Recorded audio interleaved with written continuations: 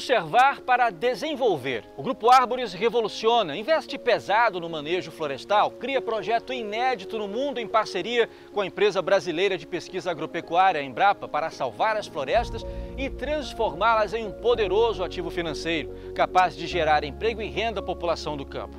Depois de 12 anos de pesquisas, agora a etapa é a transferência de tecnologia. O objetivo? Melhorar a vida do pequeno agricultor, mantendo a floresta em pé. Toda a técnica é para viabilizar dois aspectos, né? O da conservação e o da produção. Logicamente, o que a floresta pode me oferecer, eu tenho que aproveitar. Quando a floresta por si só não permite garantir essa produção, aí eu tenho a intervenção humana, que é fazer o plantio, o adensamento, o enriquecimento. Mas se a floresta me permite algumas espécies, junto com o que foi enriquecido, né, crescer naquela clareira, é um contrassenso técnico, né, imaginar que a gente não pode colher essas espécies, essas árvores, né, essas árvores dessas espécies que cresceram naquele espaço próximo à espécie plantada. Então me parece um contrassenso técnico, exatamente de quem elaborou a normativa não conhece a floresta. Então é preciso conhecer a floresta para eu poder estabelecer as diretrizes de uso dessa floresta.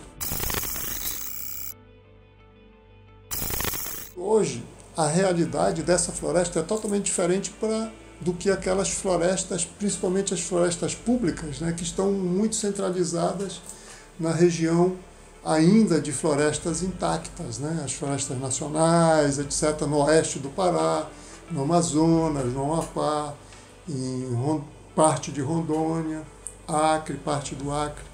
Diferente, que eu quero dizer, não é diferente que não é uma floresta nativa, ela é uma floresta nativa, mas ela já não tem mais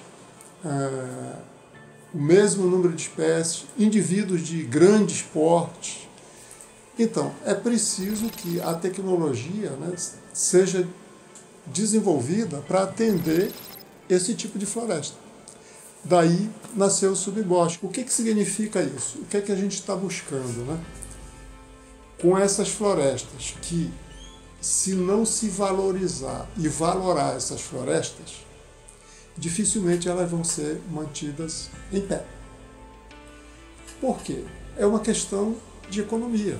Ninguém vai, né, investir numa área onde ela não vai me trazer retorno.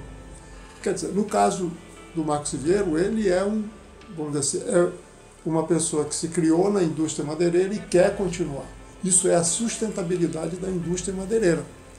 Para isso, eles têm que investir principalmente em pesquisa para poder lhe dar o respaldo técnico, primeiro para viabilizar economicamente, mas principalmente uma mudança que tem que ocorrer na legislação para tratar com esse tipo de floresta.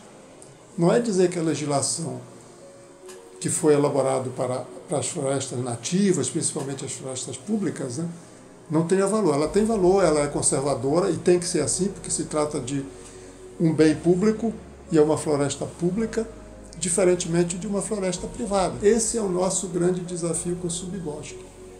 Primeiro, valorizar esse tipo de floresta para que ela tenha retorno econômico, para que ela se mantenha produzindo, que ela conserve, né, as suas principais funções ecossistêmicas e, ao mesmo tempo, não tenha que passar por um processo de aniquilação, né, ou desmatamento desse tipo de floresta. Temos muito conhecimento, precisamos ainda divulgar mais esses conhecimentos, fazendo uma nova legislação específica para esse tipo de floresta.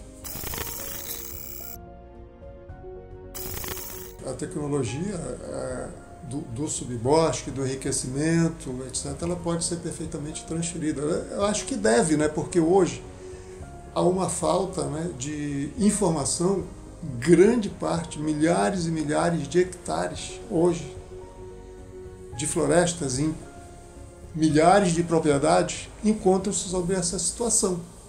Então é urgente, inclusive, que a gente possa transferir esse conhecimento.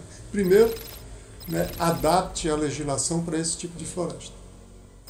E aí a transferência da tecnologia para outros usuários, né?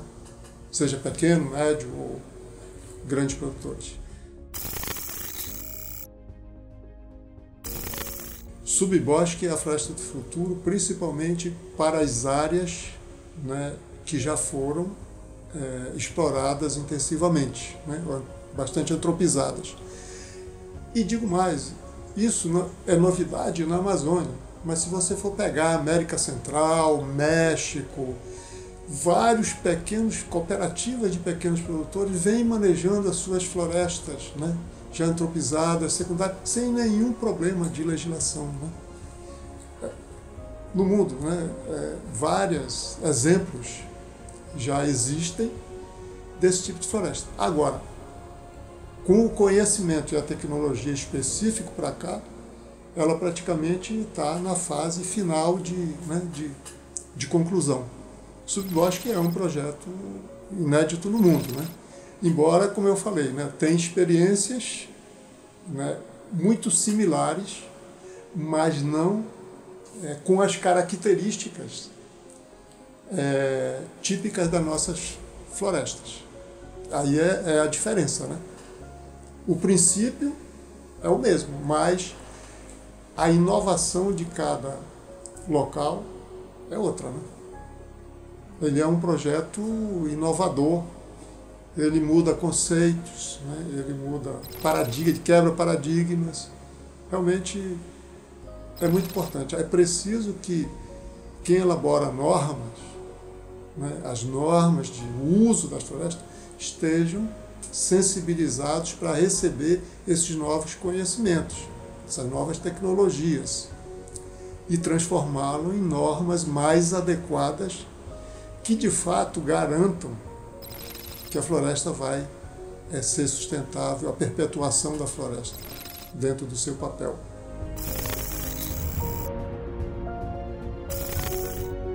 Qual é a floresta do futuro que nós queremos? Nós temos que olhar a floresta para planejar a sua colheita em função de espécies, né? E estarmos preparados para colhermos diâmetros menores do que preconizado lá atrás. Por quê? Tem espécies que nunca vai crescer o suficiente, ou que é da natureza dela se limitar a um determinado diâmetro, ela não passa disso. Então, ou nós colhemos, ou nós perdemos a chance, e essa árvore, né, esse potencial de gerar riqueza, né, vai ficar guardado lá. Bem, então, quando nós olhamos a floresta, as florestas do Pará, aí a pergunta que se faz é: onde é que estão as florestas passíveis de serem manejadas? Então, nós fizemos uma separação, né, uma estratificação das florestas no estado do Pará. E a gente observou que nós tiramos as florestas públicas, né, aquelas nós chamamos as florestas protegidas, né, tanto estadual como federal, e o que resta, né, são as florestas privadas, né? E dentro desse universo nós projetamos aí, né, é claro que hoje esse número ele é diferente, um universo aí da ordem de 27,5 milhões de hectares, né?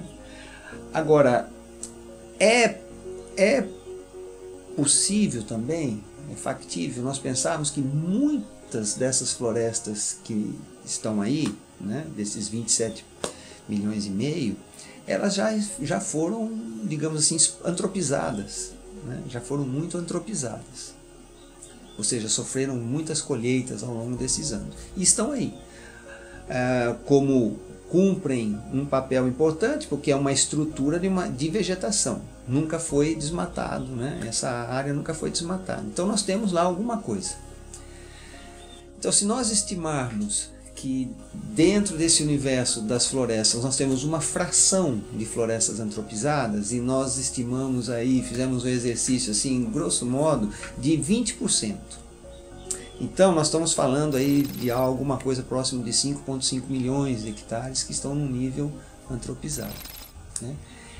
E nós colocamos, então lá em 2007 e 2008, uma proposta de um projeto para trabalharmos a recuperação, a valorização desse universo, né, de floresta antropizada.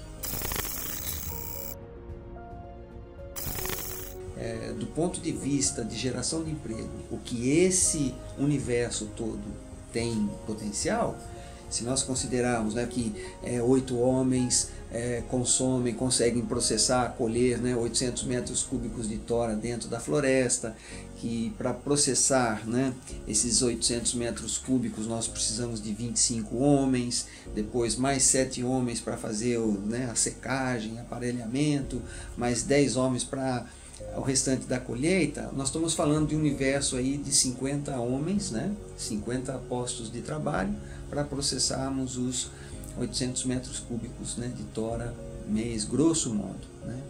Então, em um ano, esses 50 homens, né, vão processar aí 9.600 metros cúbicos, né? O que também está aí dentro da ordem aí do consumo da Tramontina. Então, quando a gente casa, né, o que essa mão de obra, né, pode trabalhar e dimensiona para o universo que nós temos de oferta, nós estamos falando aí algo de geração de 170 mil, né, empregos, que esse potencial de madeira pode inserir, injetar, né, na cadeia florestal. Então, esse é um exercício que a gente fez para nos ajudar a trabalhar esse conceito. Nós queremos uma floresta no futuro que seja uma floresta que possa ser usada, né, como floresta, as espécies nela naturalmente regeneradas e as que nós podemos plantar aproveitando esse ambiente de floresta, elas possam então contribuir, né, digamos assim, ambientalmente, dentro dos preceitos, né, de floresta para mitigar os efeitos, né, de aquecimento global, né, geração de renda e tudo mais. Então nós trabalhamos nesse caminho. A gente quer uma floresta com máximo valor. A gente quer que tenha freijó, que tenha maçaranduba, que tenha jatobá. São essas espécies que a gente está privilegiando na regeneração natural. A gente quer um manejo que seja igualitário para todas as espécies. Então, olhando para a floresta, o que existe de recurso madeirável, que todas as espécies tenham oportunidade de se propagar, se regenerar na floresta e que tenha pressão de supressão pela colheita de mesma intensidade. Então, oportunizando ao máximo a conservação da floresta também. Isso é uma estratégia de valorar esse recurso e que esse recurso fique em pé e não vira uso agropecuário, né? A história da humanidade mostra que a relação homem-floresta não é lá muito tranquila. Ela está desequilibrada em desfavor da floresta. A história da humanidade mostra os homens removendo a floresta para criar gado, para fazer agricultura, para colocar as cidades. Esse é um processo. No exato momento em que você passa a olhar a floresta com outros olhos, você para de destruí-la. Então, o subbosque vem dizer, não, a floresta fica em pé, você passa a olhá-la como um ativo financeiro,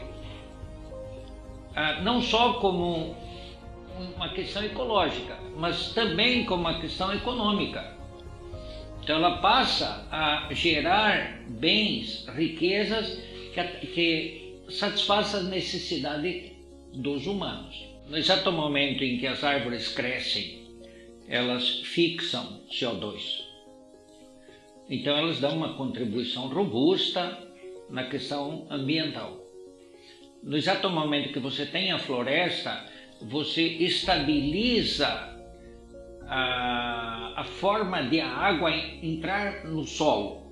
Os princípios do subbosque se aplicam a todas as florestas da Terra.